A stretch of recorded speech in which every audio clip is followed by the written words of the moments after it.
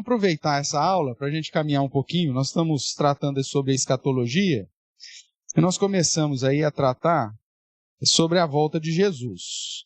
E nós, inclusive, colocamos um quadro semana passada, tal, não sei se a gente ainda vai tratar dele, deixa lá, guardadinho lá, né? Mas ali nós tentamos pegar todas as informações do Evangelho de Lucas, Marcos e Mateus, que é os que tratam sobre a questão escatológica, e aí acrescentamos alguma coisa das cartas de Tessalônica com características, né? E ali então você vai ver características em algumas áreas. Algumas características que servem para reforçar para a gente sempre, Jesus disse isso, então vai acontecer, e outras características que são determinantes para nos indicar a época. Falou, puxa vida, isso aqui aconteceu agora, não estava previsto acontecer constantemente, como é a ideia de terremoto, guerra e tudo mais. Então isso aqui já, acende a luz vermelha que está bem perto mesmo, né? E principalmente quando nós olhamos para Apocalipse, né? Inclusive, nas próximas semanas nós vamos tratar de uma dessas características que é dos nossos tempos, que João revelou há 2000 anos atrás, praticamente, né? No ano 100, e que nunca tinha acontecido e que aconteceu na nossa geração. Então você fala, uau! Né? Tem algo no ar. Então, sempre tratar da volta de Jesus é algo interessante para isso. Então, nós vamos aproveitar também, como nós estamos num grupo menor hoje, para discutirmos aqui, batermos um papo, talvez tirar alguma dúvida que porventura ficou aí, tá bom? Então, vamos lá. Lucas, abra sua Bíblia lá, o Evangelho de Lucas. Você vai observar que Lucas tem 2 momentos, né, que trata disso. Você tem aqui Lucas 21, que é o texto que eu quero chamar a sua atenção.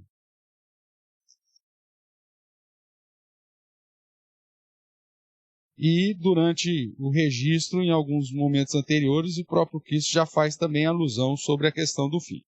Mas, olhando para Lucas capítulo 21, nós vamos ver aí, a partir do verso 25, características relacionadas, portanto, à volta de Cristo, ou à vinda do Filho do Homem, como foi colocado aí no título que o comitê deu aí na tradução. Então vamos lá. Eu vou ler, os irmãos acompanham aí, a partir do verso 25. Então, haverá sinais no sol, na lua e nas estrelas. Então veja que aqui, irmãos, eu já vou aproveitando e vou parando. Dentro dessa divisão dos sinais, você tem sinais que vão acontecer em todos no cosmo, né, em toda a questão dos céus. Você tem sinais dentro da igreja, dentro do povo de Deus, sinais dentro do mundo, geopolítico, social, tudo mais, e sinais da inclinação da cosmovisão reinante, do modo de pensar e do modo de agir, tá? Lucas vai tratar disso. Então, primeiro ele está tratando aqui sobre a questão de sol, lua nas estrelas.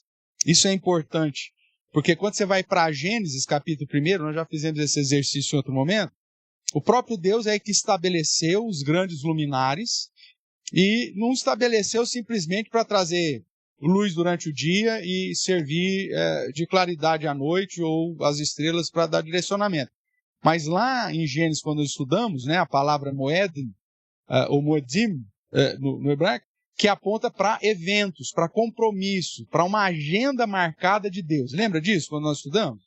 Então, quando Deus fala, olha, vai haver sinais no sol, na lua, nas estrelas, ele está falando o seguinte, pessoal, não se esqueça que eu estabeleci isso para marcar uma agenda específica com vocês. O grande problema é que a nossa geração, até por influência, né, do próprio Satanás, que é óbvio que Satanás quer tirar o nosso foco daquilo que Deus mandou a gente focar, né? A gente não se preocupa com isso. Quem mais se preocupa com isso? Mas nós temos sinais, tanto no Sol, na Lua e nas estrelas, que já foram determinados e que servem de sinais escatológicos. A gente vem de uma geração de astrologia, né, de influência da astrologia, que a gente acaba ficando meio, né, não, joga tudo isso fora, né, porque trem fala de signo, fala de zodíaco, fala não sei quem, então nós jogamos fora. Só que nós jogamos na mão das ciências ocultas, vamos assim dizer, e nos esquecemos quem foi o criador desse negócio e que ele, o nosso criador, criou isso com funções específicas. Então, às vezes, nós permitimos que o inimigo puxa para si determinadas características da criação, né? E a gente se perde. Agora ficou para eles, deixa fazer o quê? E aí, né? Agora é Libra, Câncer, Leão, Capricórnio, então larga para lá. E aí nós simplesmente desprezamos. E aí quando falamos, olha, a Bíblia diz que vai ter sinais no céu. Esse negócio dos cosmos, pastor, negócio aí cheira ciência oculta, cheira zodíaco, então isso aí eu tô fora. Cuidado, Deus instituiu tudo isso e ainda diz para você ficar atento, porque vão acontecer ou acontecerão sinais, tá bom? O que mais que ele diz aí? Então, sinais no cosmos, sobre a Terra, agora um contexto geopolítico, né? Angústia entre as nações. E aí ele vai falar de tsunamis. Olha aí, ele diz assim, em perplexidade por causa do bramido do mar e das ondas. Aí você fala, pastor, mas isso aí sempre aconteceu, esses fenômenos naturais. É verdade, sempre aconteceu. Só que se você for fazer, já fizeram isso, esses eventos têm tido um escalonamento muito grande nas últimas décadas. E aí o pessoal da ciência, obviamente, vai dizer assim, não, o fator El Ninha, é o aquecimento global, é o canudinho no nariz da tartaruga, é tudo isso aí que está causando. É lógico. Agora, por que está acontecendo isso? Por que o homem jogou o canudinho no nariz da tartaruga? Porque já está previsto todas as coisas, irmãos, no sentido de que o homem ele vai degradar a própria criação.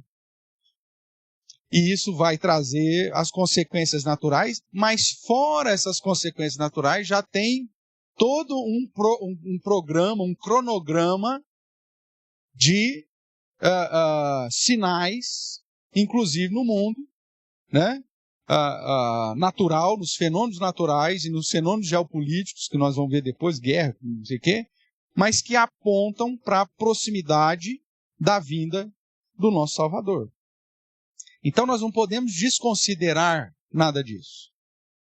Mesmo porque nós cremos, é base da nossa teologia, num Deus soberano, que age sobre tudo e sobre todos, que não cai uma folha de uma árvore, né, que todos os fios de cabelo da nossa cabeça estão contados, não cai um pardal do céu, não morre, olha que pardal, como dizia um amigo meu, é rato de asa, né, bicho é uma praga, mas mesmo esse ser, para nós, insignificante, você já viu alguém colocar pardal em gaiola? Por que nos coloca pardal em gaiola? A praga de bicho lá, né?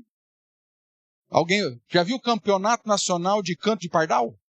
Não tem. E Deus fala, eu me preocupo até com os pardais, que é algo que ninguém dá valor.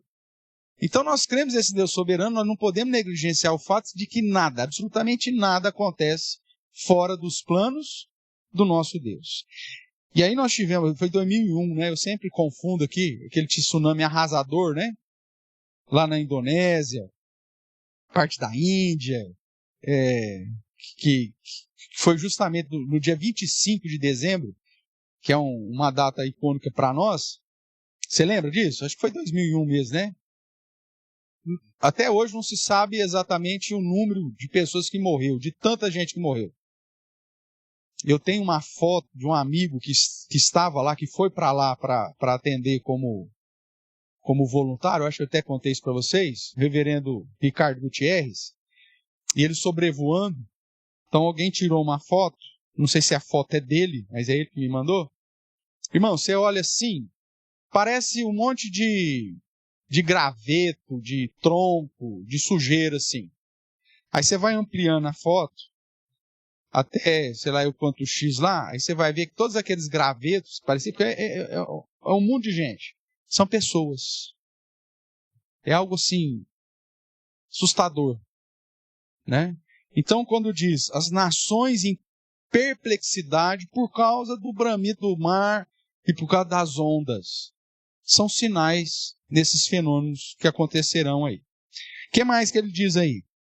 Haverá homens que desmaiarão de terror e pela expectativa das coisas que sobrevirão ao mundo, pois os poderes do céu serão abalados. Então, se verá o Filho do Homem vindo numa nuvem com grande poder e grande glória.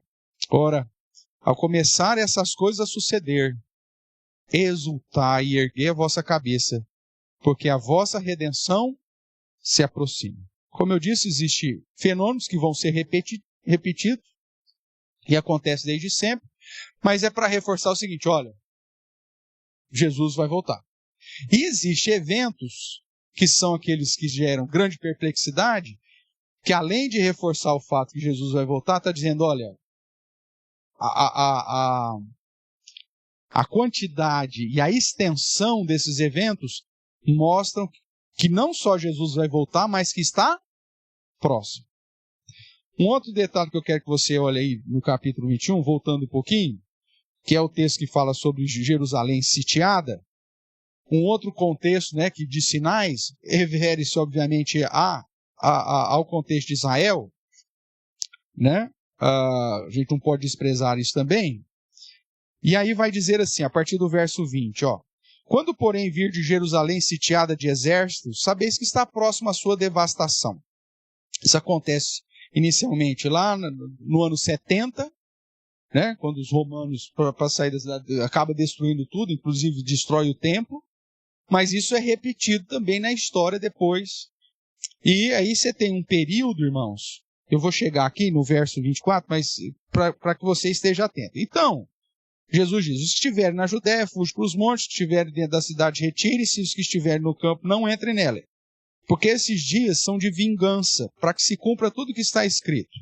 Ai das que estiverem grávidas e das que amamentaram naqueles dias, porque haverá grande aflição na terra e ira contra esse povo. Cairão ao fio da espada, serão levados cativos para onde? Para todas as nações. Isso aconteceu já com Israel? Sim, desde lá do ano 70. Houve a destruição de Jerusalém, destruição do templo, e eles foram exilados por todas as nações. Tudo bem? O que mais que diz aí o final? E, presta atenção agora, até que os tempos dos gentios se completem, Jerusalém será pisada por eles. Esse detalhe histórico aqui é importante, porque quando vem o ano 70, com a destruição de Jerusalém, e Israel foi exilado de novo para o mundo, agora não para a Babilônia, mas agora foi para o mundo, isso perdurou até quando, irmãos? Aconteceu no ano 70 da era cristã. Até quando que os judeus ficaram exilados pelas nações?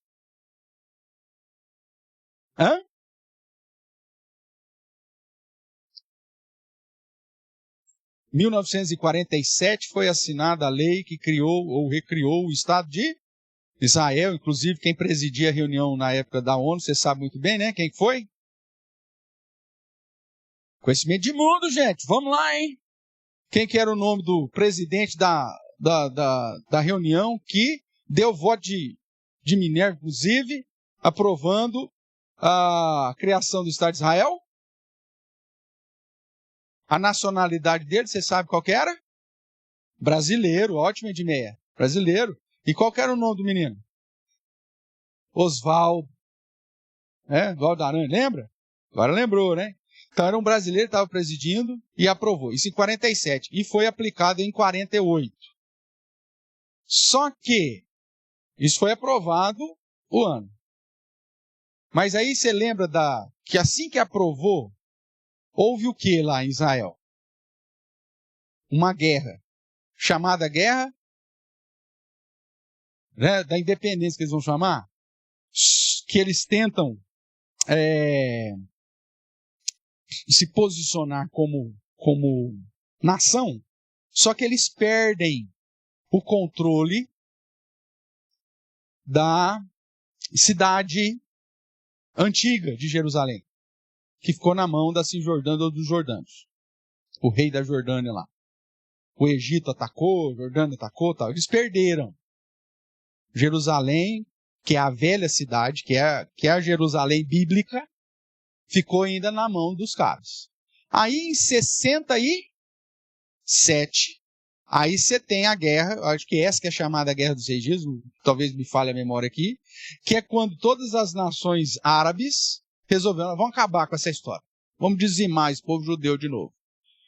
Só que um general judeu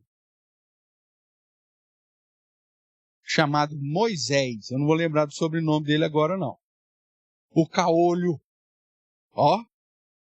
ele já tinha perdido um olho numa das guerras de Israel, então ele usava um tapa-olho assim. Depois você pesquisa aí, você que gosta de pesquisar essas coisas.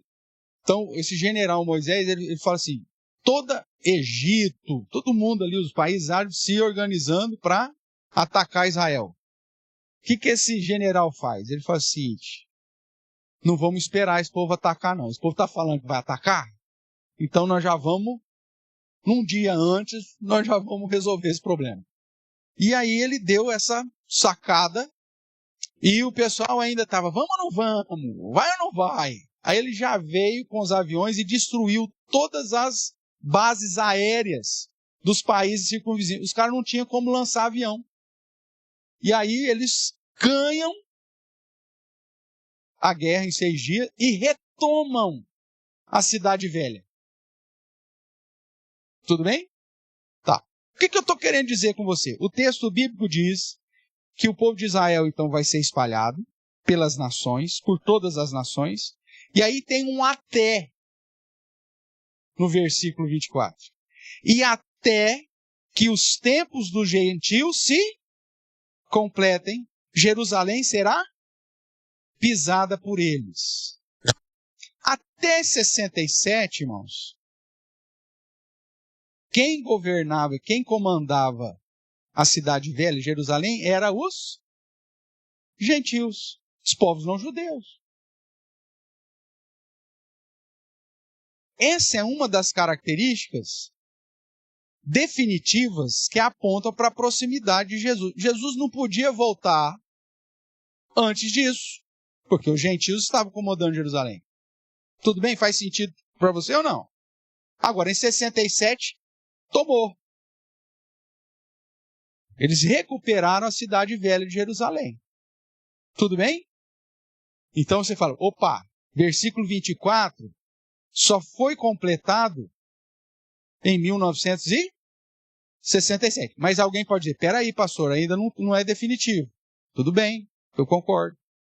Só que segundo a revelação bíblica sobre a volta de Jesus, Jesus podia voltar antes de 1967? Não, porque não havia se cumprido isso aqui.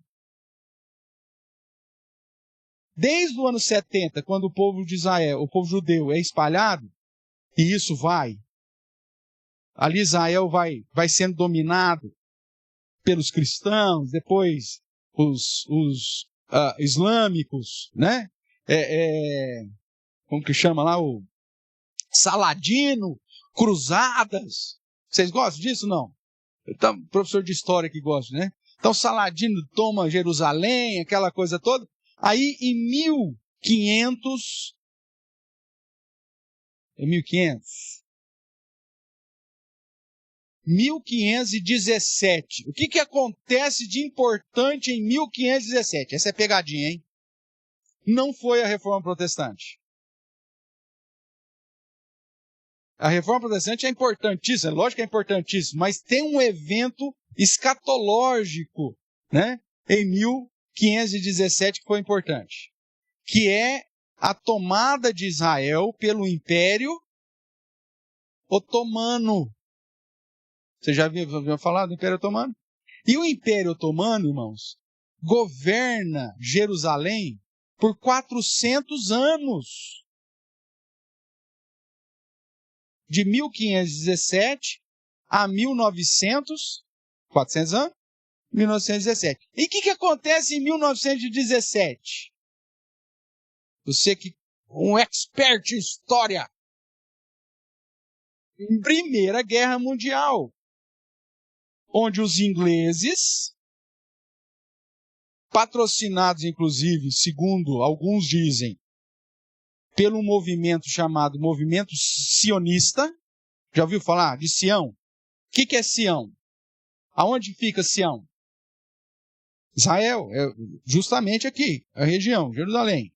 O movimento sionista é o seguinte, é os movimentos dos judeus que estavam espalhados, que acabaram tendo uma graninha, eles de certa forma influenciam os países da Europa, que também tinham interesse comercial na região, principalmente por causa das navegações do Mediterrâneo, tudo mais. Ainda não tinha descoberto ainda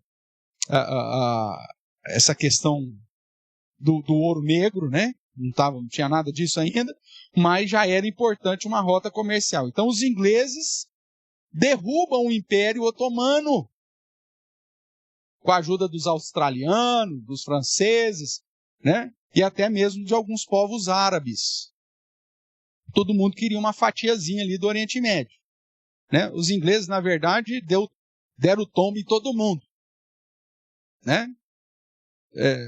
E tomaram a região já em 1918. Só que eram os ingleses, não eram os judeus.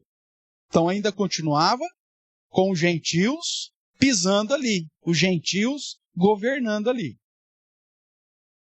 Aí de 1918 a 1948, há todo esse movimento para a criação, então, de novo, do Estado de Israel. É lógico que aí nós estamos já no final, já tinha terminado a Segunda Guerra Mundial. E aí, então, todo o Holocausto, o povo judeu sofreu com a miséria, que já estava prevista aqui. Cairão a fio de espada, serão levados cativos para todas as nações. Repete essa história. E aí, por conta disso, o mundo comovidos pela história dos judeus, né? Tem milhões de mortos, aquela história toda. Alguém vai dizer que é um remorso mundial. Define a criação de Israel, uma vez que os palestinos lá quis pôr a faca no pescoço de todo mundo. E aí eles perdem a grande chance de ter o Estado palestino e o Estado de Israel, e só acaba vindo o Estado de Israel. Isso em 48. Só que, como eu disse, não tinha ainda tomado o domínio da Cidade Velha, que é o contexto aqui da Cidade Velha, Jesus está falando. Aí em 67 eles tomam isso, só que ainda não é. Agora, se não me engano, a memória, 2017. Lembra que esse trem de 1517, 1917, 2017, sempre tem uns negócios assim, né? O que aconteceu em 2017? Quem que era presidente dos Estados Unidos em 2017? Vamos ver se você sabe, que agora é recente, hein? 16, 17, quem que era? Trump, né? Aí depois vem o Biden, 4 anos, e agora ele retornou. Não é isso que aconteceu? Tá. Em 2017 era ele. O que acontece? Você sabe que os Estados Unidos hoje, antigamente, na Primeira Guerra Mundial, a Inglaterra era aliado dos sionistas, né?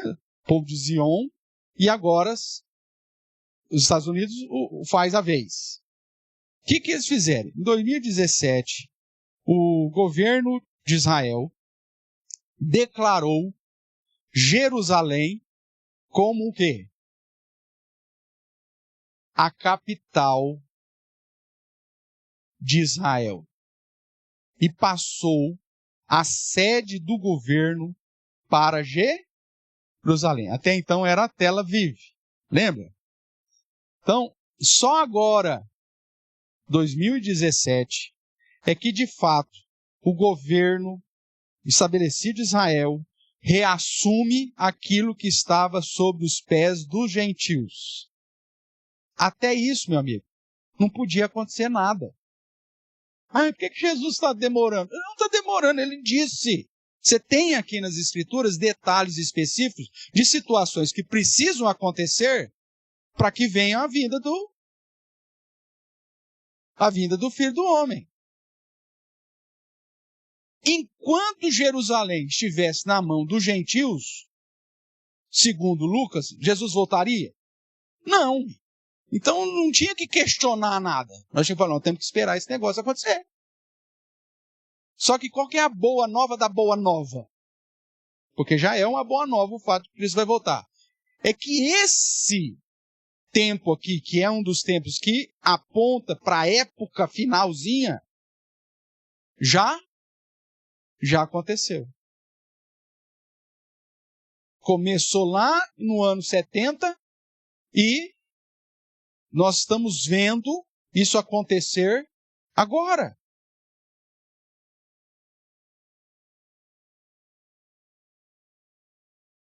Capital de Israel, inclusive, por que eu falei do Trump? Porque os Estados Unidos, na época do Trump, foi uma das primeiras nações a mandar a embaixada para Jerusalém. Reconheceu que a capital era Jerusalém e mandou a embaixada para lá. Aí entrou no Brasil, Bolsonaro. O que o Bolsonaro faz? Mesma coisa. Reconhece que a capital, tanto é que, não sei se você lembra, foi feita uma aliança aí muito forte entre Brasil e Israel, no sentido de tecnologia e tudo mais. Né? Então, o que é isso, irmãos? É porque o Bolsonaro de direita, o Trump de direita, não tem nada a ver. É cumprimento de profecia que aponta para a volta de Jesus. Aí você fala assim, pastor, então e agora? O que eu faço?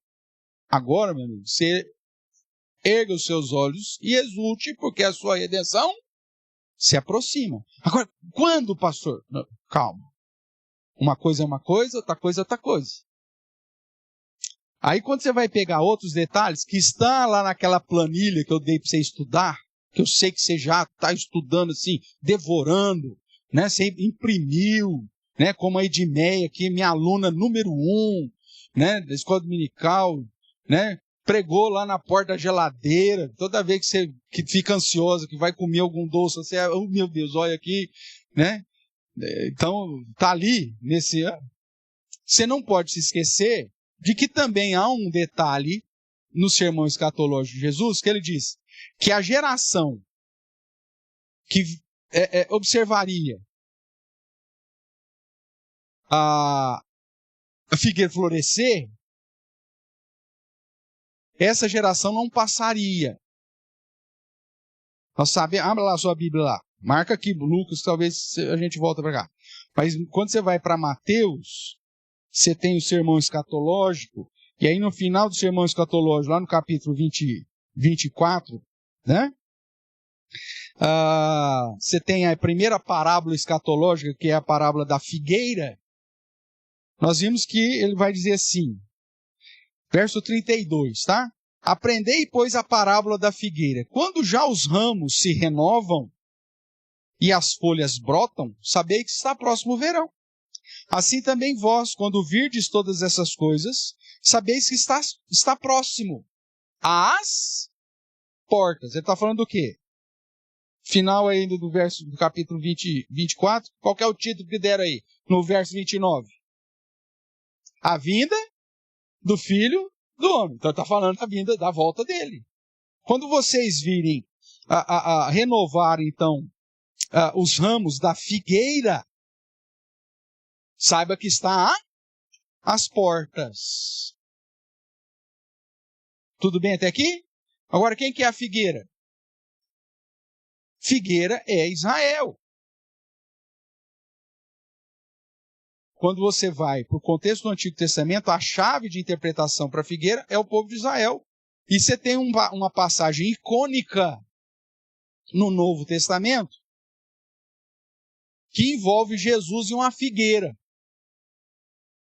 O que aconteceu com essa situação icônica de Jesus numa figueira? O que Jesus, durante seu ministério terreno, é registrado nos evangelhos? Ele olhou para uma figueira frondosa, cheia de ramos, de brotos, e o que Jesus foi fazer nela?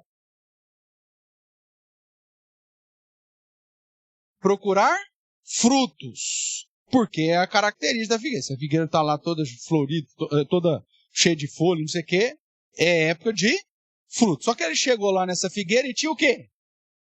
Nada. Só aparência. Mas não tinha fruto nenhum.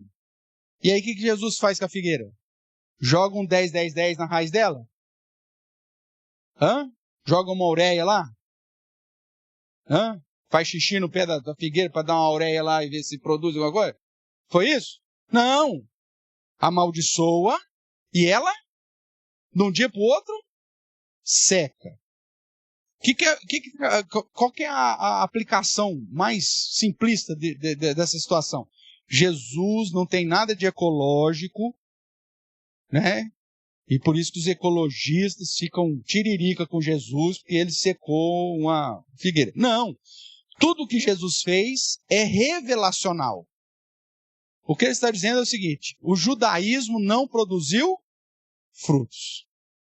O povo de Israel, o povo escolhido de Deus, que foi chamado para abençoar as nações, não estava cumprindo com seu papel. Por isso ele secou. Por isso que o povo de Deus hoje não é Israel. O povo de Deus hoje é a igreja. Só que existem sinais relacionados à volta de Cristo que são aplicados lá. Você conhece alguma outra Jerusalém nesse mundo? Não, é só lá. Então se fala que Jerusalém foi sitiada, levada para os gentios, e que enquanto tiver os gentios pisando lá não vai voltar Jesus, então está falando de quem? Jerusalém, Jerusalém. Não tem como se aplicar em outro lugar. Mesmo que amanhã depois você constrói um povoado aqui e põe o nome de Jerusalém, não vai ser disso que está falando de lá. Tudo bem? Então a figueira representa o próprio Israel, que foi seco, o sistema judaico, do judaísmo, já era. E outra prova que o judaísmo já era foi a própria destruição literal do templo, para que eles não possam nem exercer as atividades litúrgicas, né?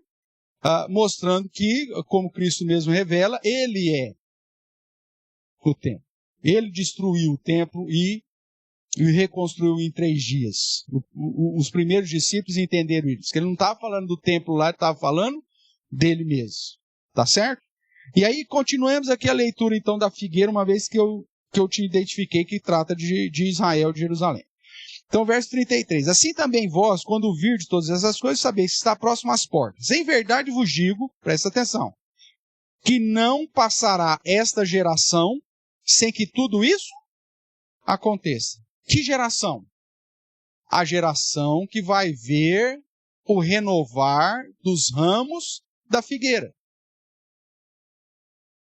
Até 1917, com esse movimento de Sião, até 1947, com a instalação do Estado de Israel, até 1967, com a tomada de Jerusalém, não tinha como Jesus voltar. É isso que eu estou querendo te dizer. Porque não tinha cumprido detalhes das profecias escatológicas. Só que se a figueira, se nós estamos certos na interpretação de que Israel é a figueira, Israel se renovar, trazer ramos, renovar os ramos e ver folhas novas brotando, se isso tiver certo, essa interpretação em relação a Israel, então você tem, desde 1917, esse começar da renovação. 47, opa. 67, opa.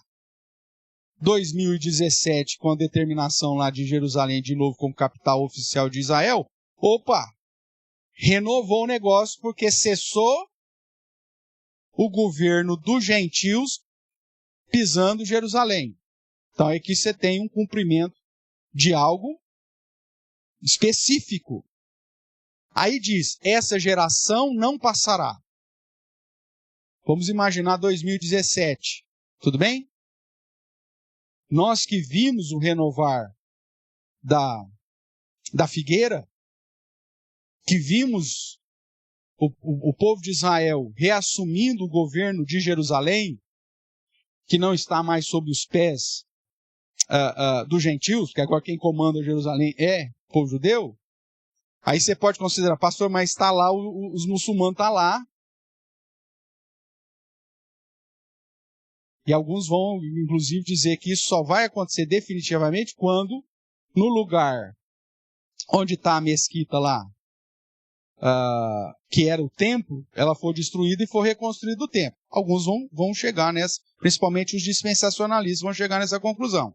Mas você não pode esquecer que uma das características do iníquo é que ele construiria o seu trono justamente no templo do Senhor. E que isso era uma característica do fim. Quando o iníquo se assentar sobre o trono, lembra disso? Era uma característica. Então, para nós não tem problema nenhum ter a mesquita lá. Justamente onde era o templo. Para nós é mais um sinal. A grande questão para nós era sobre quem estava o governo de Jerusalém. Sobre os gentios ou sobre o povo de Israel? Ah, está em povo de Israel. Então, para nós, se estivermos certos nessa interpretação, é lógico que há uma possibilidade de erro, vocês têm que considerar isso.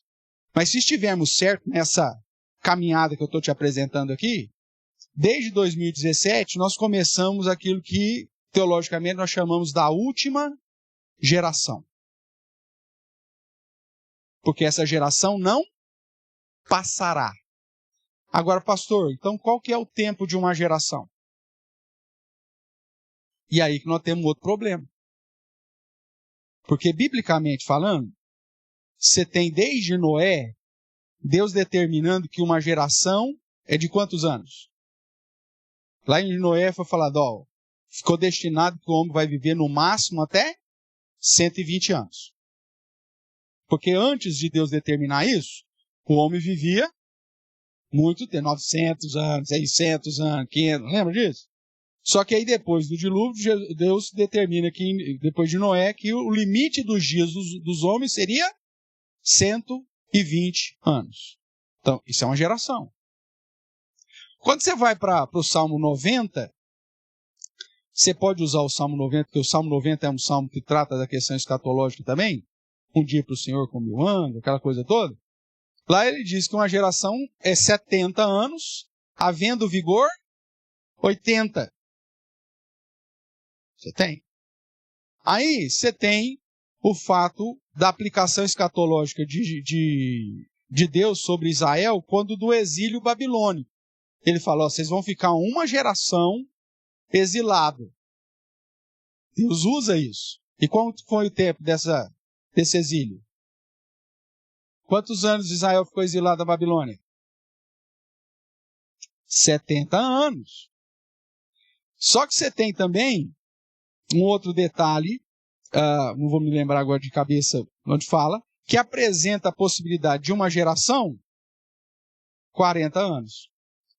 Principalmente quando fala da construção dos utensílios do templo.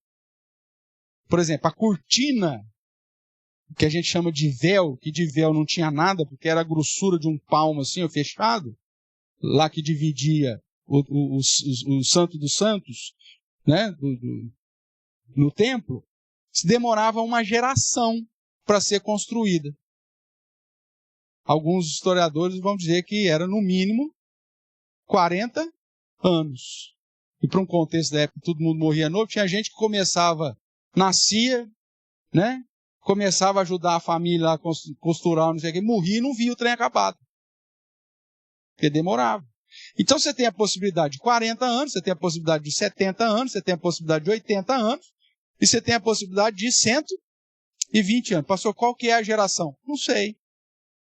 Ninguém sabe. Só que, se a gente for seguir essa linha de raciocínio e entender que o tempo dos gentios em Jerusalém terminou agora em 2017, nos próximos anos tudo pode acontecer. Agora você não sabe o dia e a hora. Mas Paulo vai falar para você lá em Tessalonicenses, quanto às épocas, eu não preciso falar, que você já sabe. Aquilo lá, a primeira vez que eu li aquele texto lá, eu quase me infartei. Falei assim, como, Paulo? Como que não precisa falar? Né? Abra lá a sua Bíblia para você ver, Tessalonicenses.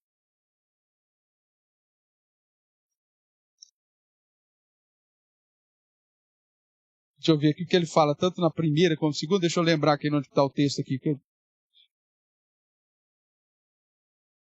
Isso, 1 Tessalonicenses, capítulo 5.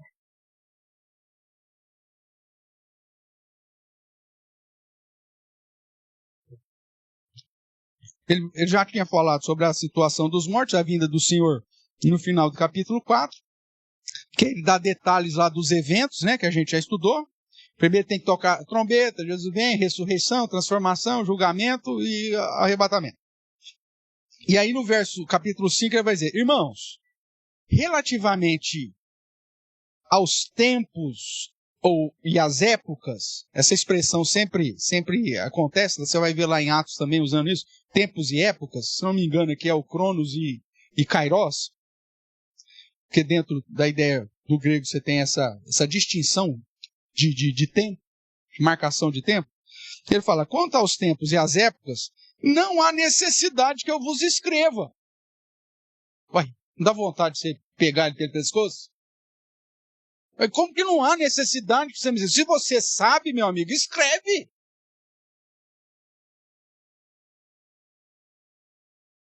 Só que, se você sabe muito bem, Paulo vai dar um indicativo, acho que na carta de Coríntios, que ele diz o seguinte, que ele foi para o céu, né? Ele teve uma visão, como João teve, uma visão, só que João foi dado a ele registrar.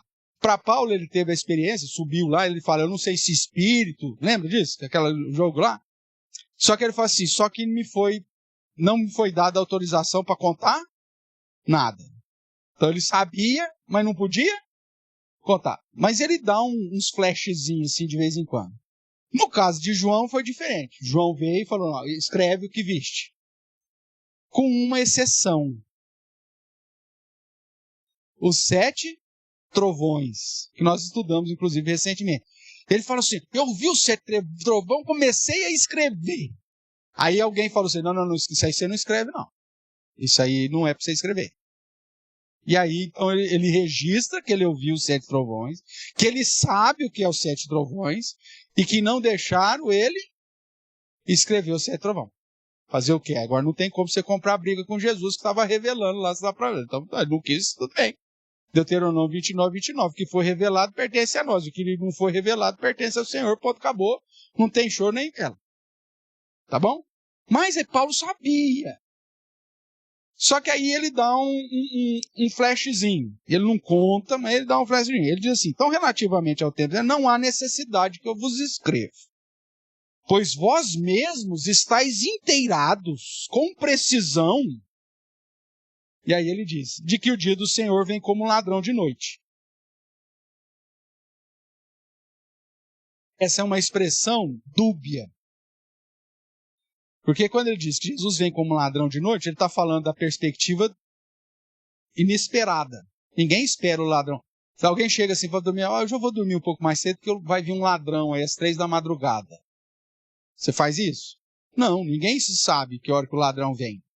A ideia é algo inesperado. Só que ao mesmo tempo, eu digo dúbio, porque essa expressão vem como ladrão de noite é uma expressão idiomática.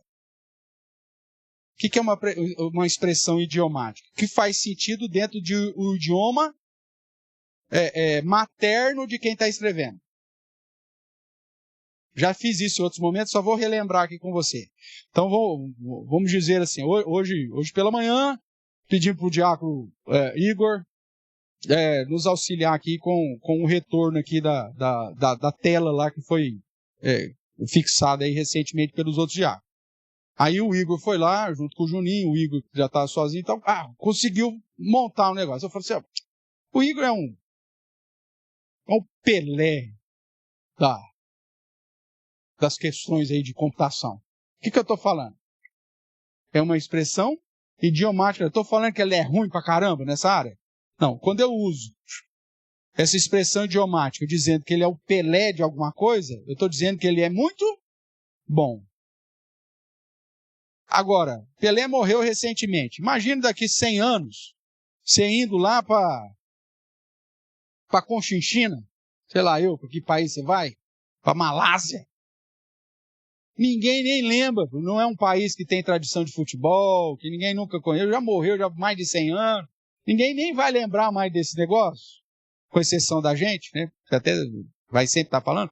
Aí você chega lá na Malásia, para onde você foi, e fala assim, vê alguém fazendo, nossa, ele é um Pelé da construção de cestas aqui, né?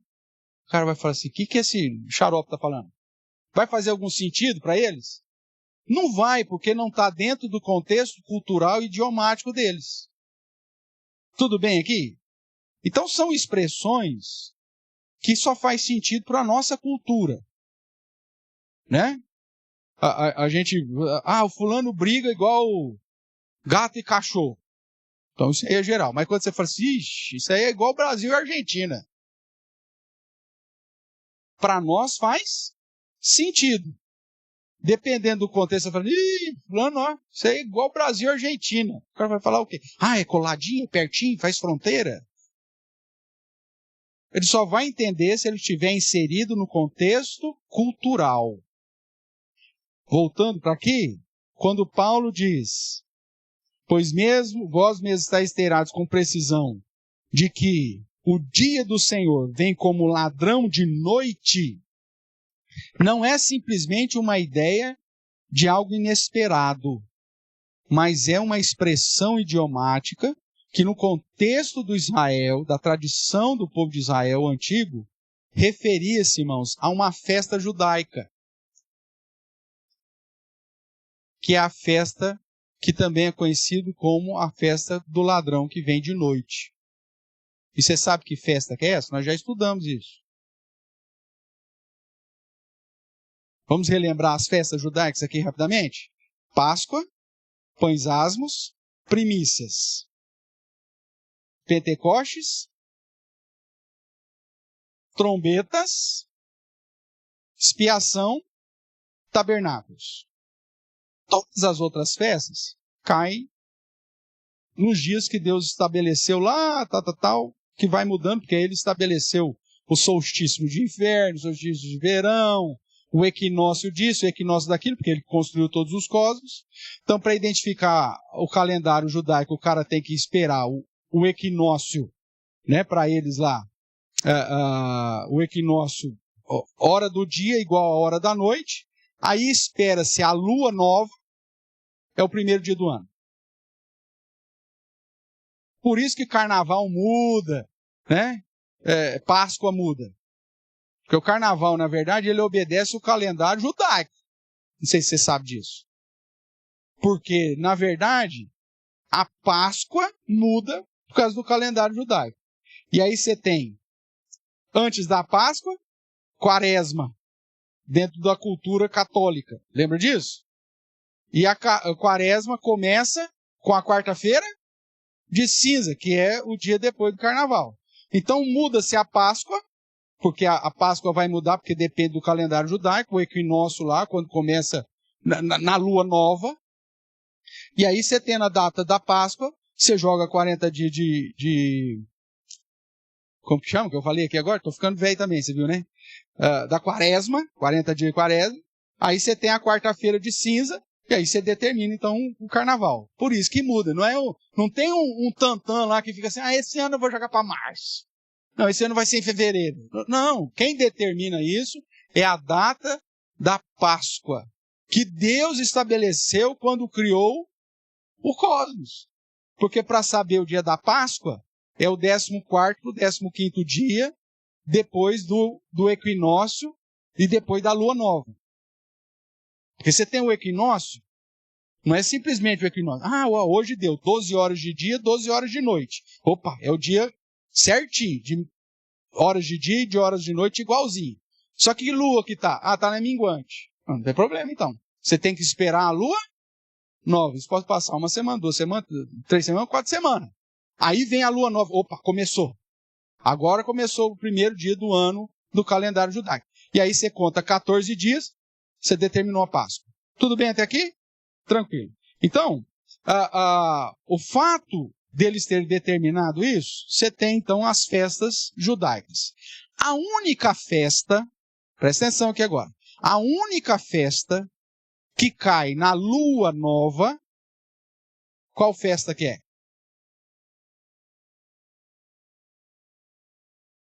É a festa de trombetas.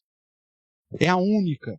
Ela começa no primeiro dia do mês, que é na primeira noite de lua nova.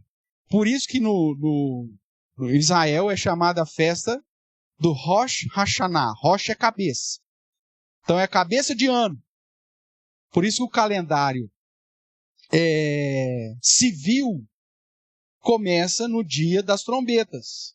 Você tem o calendário religioso, que começa no equinócio, tarará, por causa da Páscoa, e o calendário civil de Israel, que começa em Rosh Hashanah, que é a festa, Hashanah, a festa da cabeça, porque é como se fosse o Réveillon deles. O nosso Rosh Hashanah é do dia 31 de dezembro para 1º de janeiro.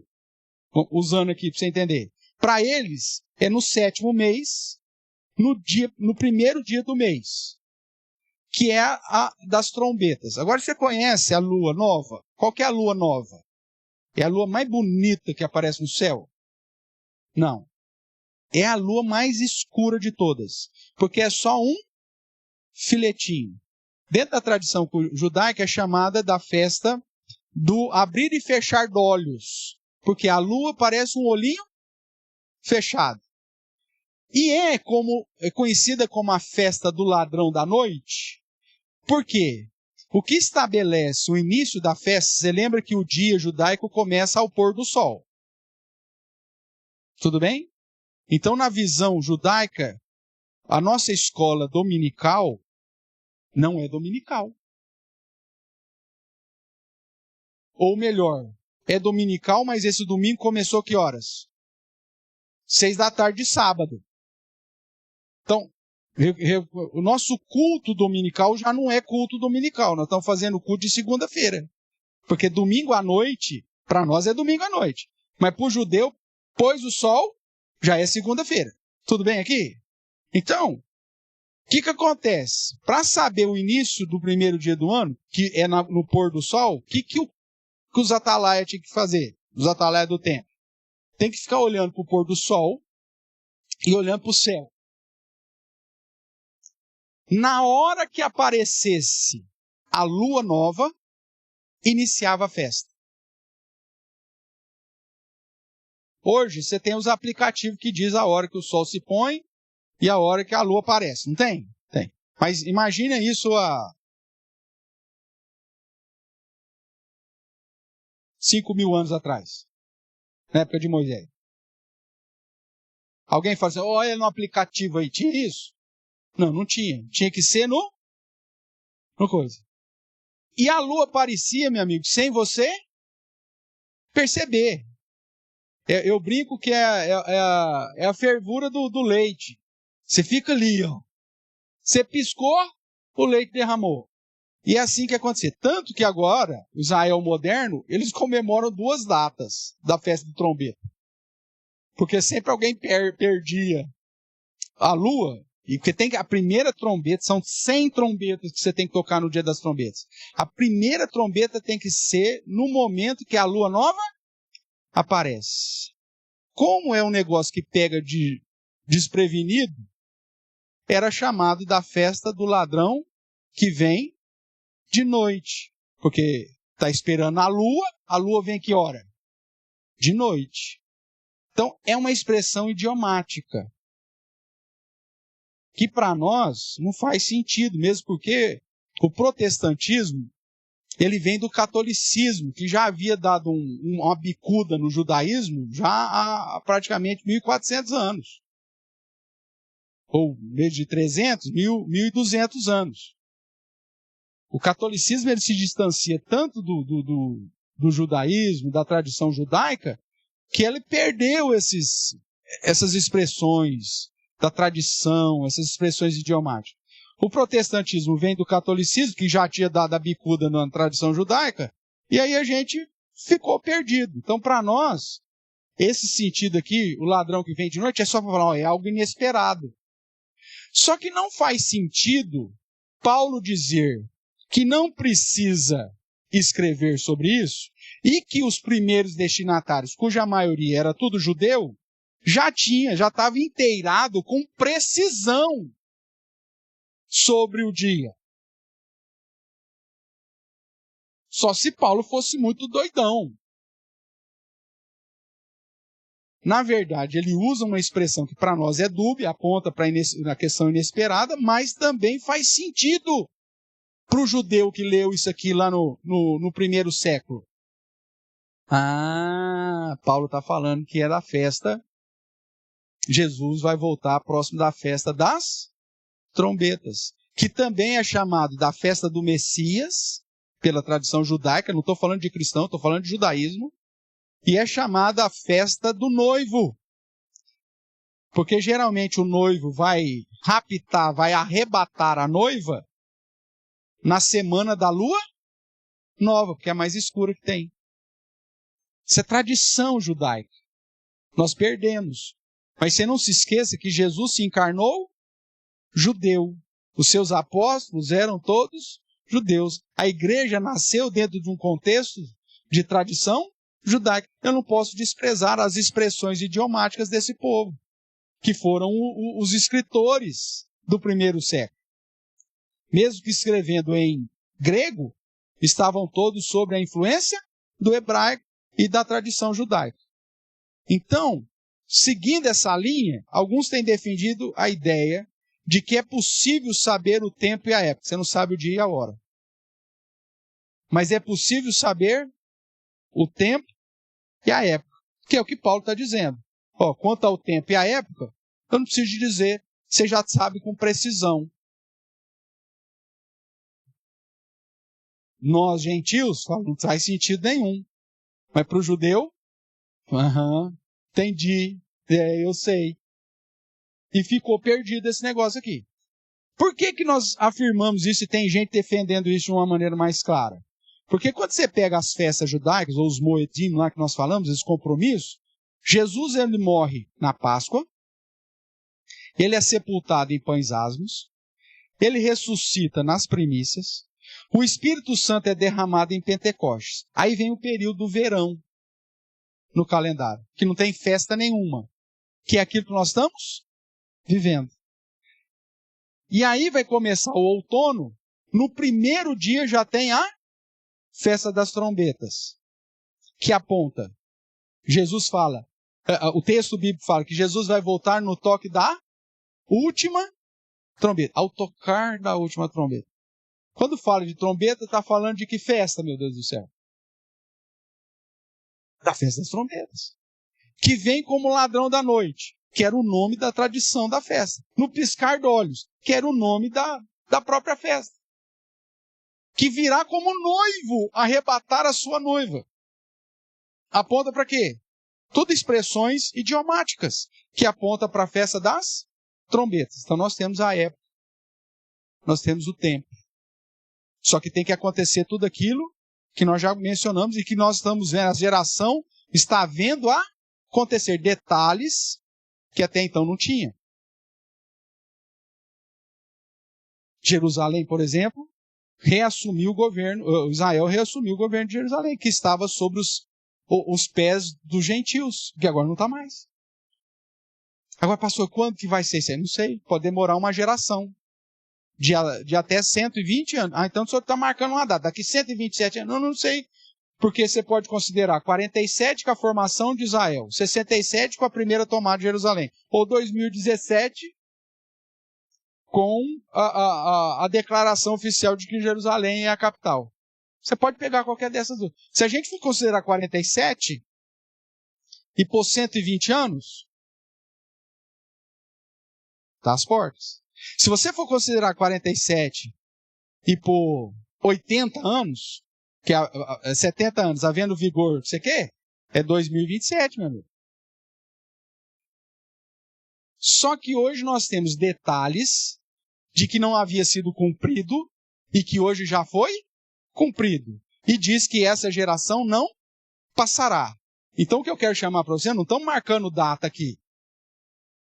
Mesmo porque nem dia nem hora não sabemos. Sabemos a época. Muito provavelmente, pelo relato bíblico, vai ser sempre próximo ou nas festas das trombetas. Porque, como eu disse, há um calendário que Deus estabeleceu quando Ele criou os cosmos. E Ele já cumpriu. Você acha que foi uma coincidência Jesus morrer na Páscoa? Ser sepultado em asmos para retirar o pecado? Ressuscitar nas primícias? 3 dias e 3 noites depois que Ele morreu? Porque Ele não morreu na sexta, lembra disso? Passa 50 dias, vem o Espírito Santo em Pentecostes. Por que Deus cumpriria 4 das 7 festas e deixaria 3 festas sem cumprimento? Faz sentido isso para você? Não faz. Então a festa das trombetas é a única que é de noite, escuro, não sei o quê, vinda do noivo, o ladrão. Trombeta, volta de Jesus, como disse Tessalonicenses Paulo. Por isso que eu falo que Paulo dá uns flashes. Ao tocar da trombeta será visto Jesus. É Paulo dando flash. Só faz sentido para o judeu que conhecia o que referia-se à última trombeta. Então você tem volta de Jesus nas trombetas, aí você tem julgamento final, que é o dia da expiação, ou da condenação, que é assim que é a tradição judaica e tal, e depois você tem Deus habitando com o seu povo. Festa do tabernáculo. Jesus fez carne e tabernaculou conosco, habitou no meio de nós, e vimos a sua glória. Isso quando ele veio. Agora, a gente está esperando a instituição da glória final, que é apontada para habitar Deus com seu povo eternamente, que é simbolizada na festa festa dos tabernáculos. Então veja, tem 3 festas que apontam para eventos futuros depois do verão, que refere-se à volta, julgamento e estabelecimento do estado final. Essas 3 festas não foram cumpridas ainda. As outras 4 iniciais já foram, rigorosamente. Olha, será que foi uma grande coincidência apenas? O que você acha? Ou o nosso Deus é que comanda todas as coisas, inclusive a velocidade da Terra aí no seu movimento de translação, para definir os dias certinhos que vai ser a Páscoa, que vai ser pãezado, que vai ser... e assim sucessivamente. Então veja, Paulo diz, eu não preciso te falar, você já sabe a época e o tempo. Então, o que eu quero dizer para você, para a gente terminar hoje aqui, mais esse bate-papo sobre a volta de Jesus. É muito possível, presta atenção que eu não estou cravando, irmãos, porque eu não posso fazer isso, a Bíblia me exorta a não fazer isso, mas é muito possível que nós façamos parte da última geração. Porque eventos muito específicos que não tinham acontecido, aconteceram recentemente. E essa aqui de Jerusalém é uma prova disso. Pautado na afirmação clara de Jesus, que essa geração não passará sem que venha o fim. Então nós podemos dizer que é muito possível que nós sejamos. Agora, pastor, quando? Olha, qualquer festa da trombeta daqui para frente, meu amigo, você fica de antena ligada. Ah, mas precisa de mais algumas coisas acontecer? Precisa. E é isso que nós vamos ver na semana que vem. Pelo menos mais 2 que eu já identifico como algo assim, que se nunca aconteceu, tá às portas mesmo. que eu já vou até indicar para você, porque eu indiquei lá na planilhinha, que é o texto de 2 Tessalonicenses, que é a ideia do iníquo, né? E da apostasia, que aí é dentro de um contexto da igreja. Lembra que nós estamos tratando, hoje nós vamos terminar no culto à noite sobre Apocalipse, sobre as duas testemunhas que vão terminar o período da pregação e que vai ser perseguida e morta pela besta? Lembra? Nós estamos estudando, vamos terminar hoje à noite. Que eu identifiquei você, as duas testemunhas, como a igreja. Porque você vai para Zacarias, você vai ver que as oliveiras que são mencionadas lá referem-se à igreja. Figueira, povo de Israel. Oliveira, igreja. Ou povo de Deus, de um modo geral. Que hoje inclui a igreja. Então, as duas testemunhas, que também é chamado de duas oliveiras, que também é chamado de dois candeeiros, e o candeeiro é uma expressão idiomática que faz sentido aqui em Apocalipse, porque Jesus já deu a interpretação lá no capítulo 1, dizendo que candeeiro é a igreja. Então não tem como você falar, não, as duas testemunhas é Elias e Moisés, pastor. Não, meu amigo. O próprio texto já deu a interpretação que candeeiro é igreja. Então não adianta você pensar, não, é Elias e... Qual que é o nome daquele lá que foi para o céu lá? Que não passou pela morte? Lá o Enoque. As duas testemunhas, porque o pessoal da dispensacionalista é tudo descendente do Spielberg, né? Tudo fantasioso.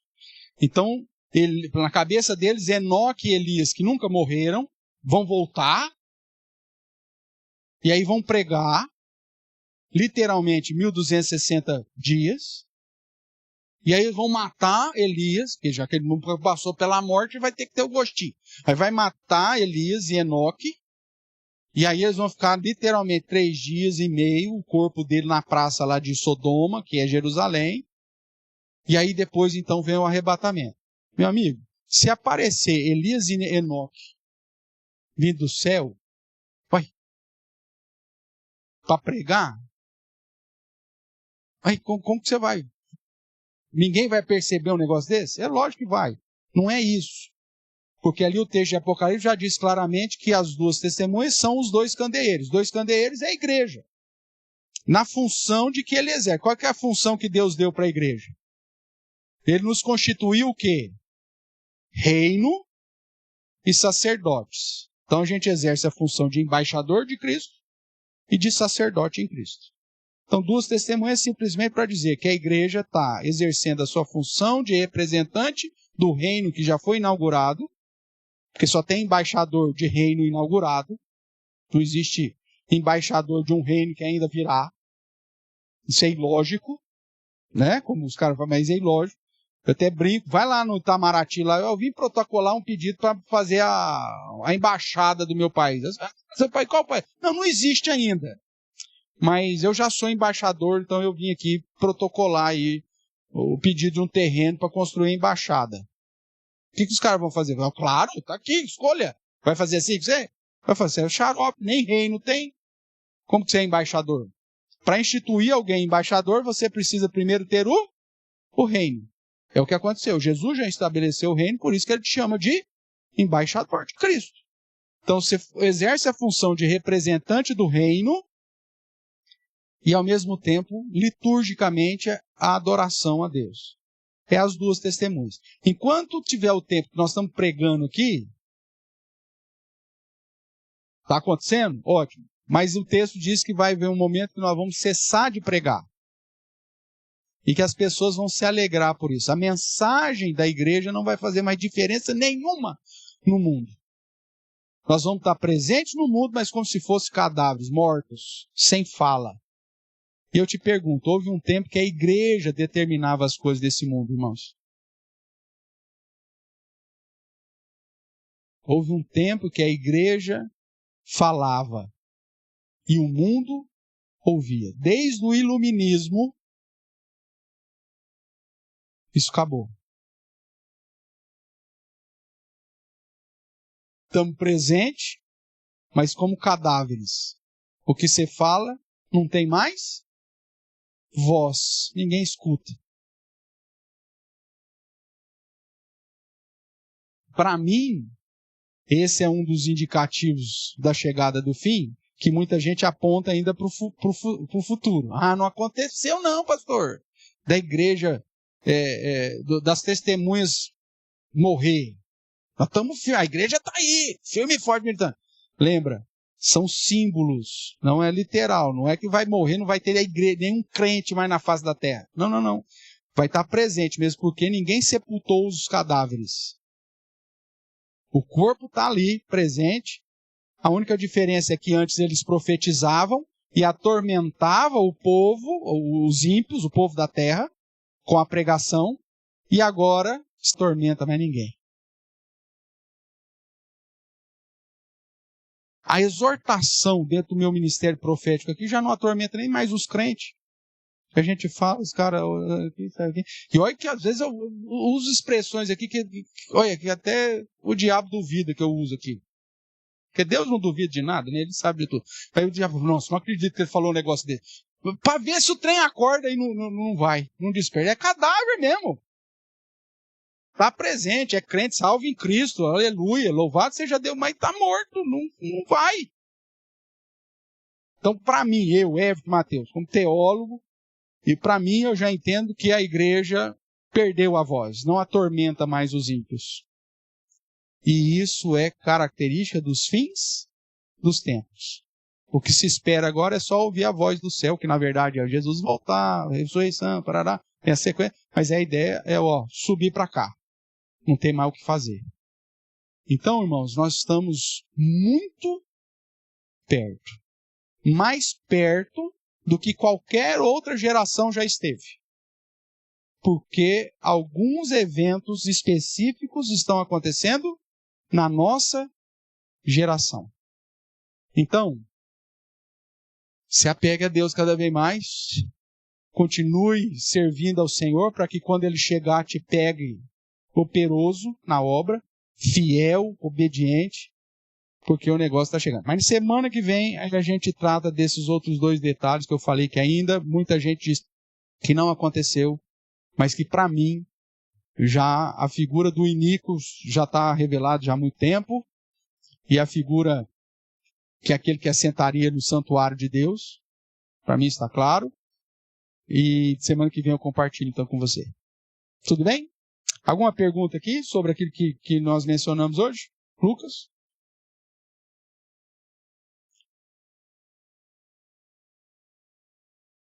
Fala um pouquinho mais alto, por favor, por causa do ar, que eu não escuto.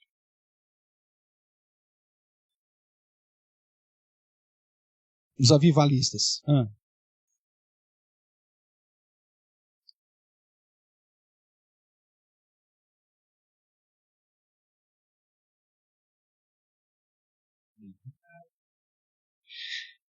Ó,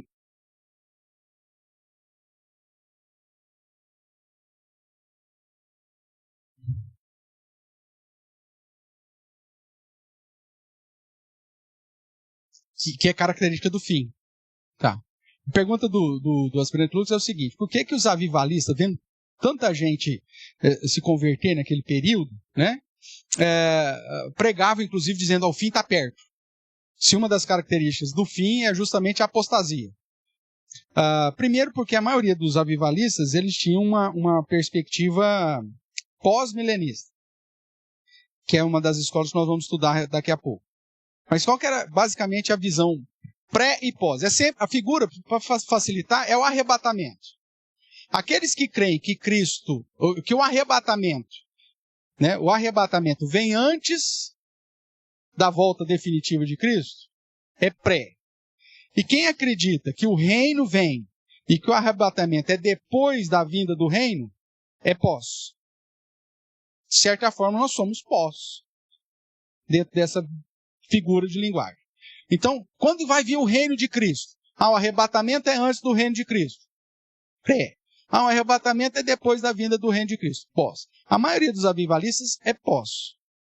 Só que na perspectiva dos avivalistas, o reino ia ser implantado nesse mundo literal, por meio da pregação do evangelho. Todas as pessoas do mundo iriam se converter.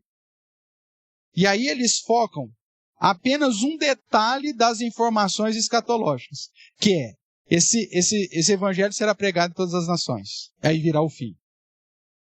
A questão dessa conversão em massa como característica de 1000 anos de paz. Então, na cabeça deles, a igreja iria estabelecer o reino, viveria 1000 anos, pregaria-se o evangelho sobre todas as nações e, como diz o texto, viria o fim. Então, por isso que eles começaram a ver, gente, está convertendo gente do mundo inteiro, está tendo avivamento para todo lado. Então o evangelho vai ser pregado em todas as nações, e a sequência lógica do versículo será pregado e virá o fim. Então é isso, vai vir um fim. Porque era a perspectiva escatológica deles. Só que eles desconsideravam as perspectivas cósmicas, geopolíticas, porque focava só a igreja.